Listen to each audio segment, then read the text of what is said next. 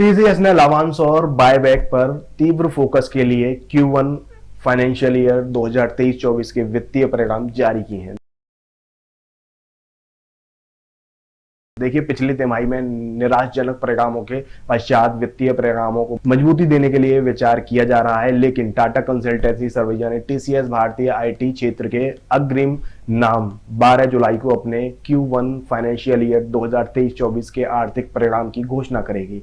यह एक बड़े के आर्थिक साल की शुरुआत आरंभिक घड़ी होती है। इस परिणामों के संदर्भ में हम आगामी आर्थिक प्रदर्शन, वित्तीय संभावनाएं और शेयर बायबैक की संभावना पर विचार करेंगे।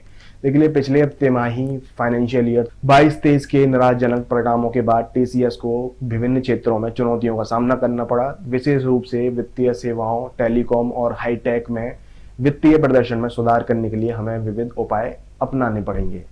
करण और अन्य वित्तविदों के अनुसार समय के मापदंड पर आधारित एकांकीय वर्ष में आय की वृद्धि की उम्मीद है और उन्हें 13 से लेकर 42% के बीच में विदेशी मुद्रा के उपयोगों का सामना करना हो सकता है। वहीं मार्केट टीसीएस के आर्थिक परिणामों को गहराई से जांचेगा ताकि विक्रय की अवधि, मूल्य निर्धारण, ग्राहक संरचना और ग्राहक खो जाने की दर में कैसे विकास हुआ है।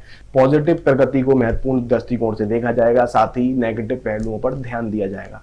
Q1 फाइनेंशियल ईयर 2023-24 के आर्थिक परिणामों के साथ साथ टीसीएस की बोर्ड से 23 जून तक के तिमाही लाभांश पर भी ध्यान दिया जाएगा। अंतरिम लाभांश के लिए 20 जुलाई 2023 को रिकॉर्ड तिथि तय की गई है। यह सूचना टीसीएस के सहयोगी निवेशकों के लिए प्रसन्नता की बात है और आने वाले आर्थिक घोषणा की प्रतीक्षा को बढ़ावा देती है। वहीं लाभांश का प्रकाशन निवेशकों के लिए आकर्षक अवसर प्रदान करता है, जो उनके निवेश पर पुरस्कार प्राप्त करते हैं और कंपनी के प्रति उनकी आत्मविश्वास को प्रकट करते हैं। वित्तीय विशेषज्ञों का मानना है कि टीसीएस अपने फाइनेंशियल ईयर 23-24 के लिए एक शेयर बायबैक का ऐलान कर सकती है। वहीं वित्तीय बैंकिंग और अनुसंधान संगठन जेफरीज के अनुसार यह बायबैक की संभावना होनी चाहिए। वहीं टीसीएस का इतिहास बायबैक की दिशा में है और उनके सबसे बड़े बायबैक का रिकॉर्ड मार्च 2023 को 18,000 करोड़ रुपए का था। वहीं 2021 और 2018 में भी कंपनी ने दिखाया कि अपने शेयर धारकों के प्रति वापसी करने के लिए समर्पित है।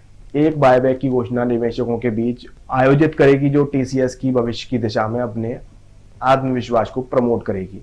जब टीसीएस अपने 2023-24 के आर्थिक परिणामों की घोषणा करने के लिए तैयार हो रहा है, तो वित्तीय दृष्टिकोण से हम उनकी प्रस्तुति को एक उच्चतम स्तर की पेशेवरी से प्रस्तुत करने की आशा करते हैं। साथ ही भविष्य की पर्याप्तता के लिए भी संदेशशील व्यय की मात्रा में वृद्धि की उम्मीद है और विक्रय की संभावना भी बेहद उत्तेजक है। हम वित्तीय पाइपलाइन, बिक्री अवधियां, मूल्य निर्धारण और उत्तरदायित्व दर जैसे अलग अलग क्षेत्रों की गहराई से जांचेंगे। टीसीएस 2023-24 वित्तीय परिणाम की घोषणा इस बार निवेशकों के पक्ष में क्या है?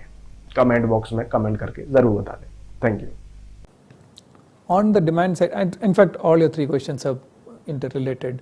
On the demand side, we are seeing steady demand from our immediate conversations with customers or the short term to medium term. So all projects that are currently going on, the pipeline conversions, all of that indicates a very steady demand environment. As you asked, we are also constantly polling to see whether there are any early indications of softening, and as of now there is nothing.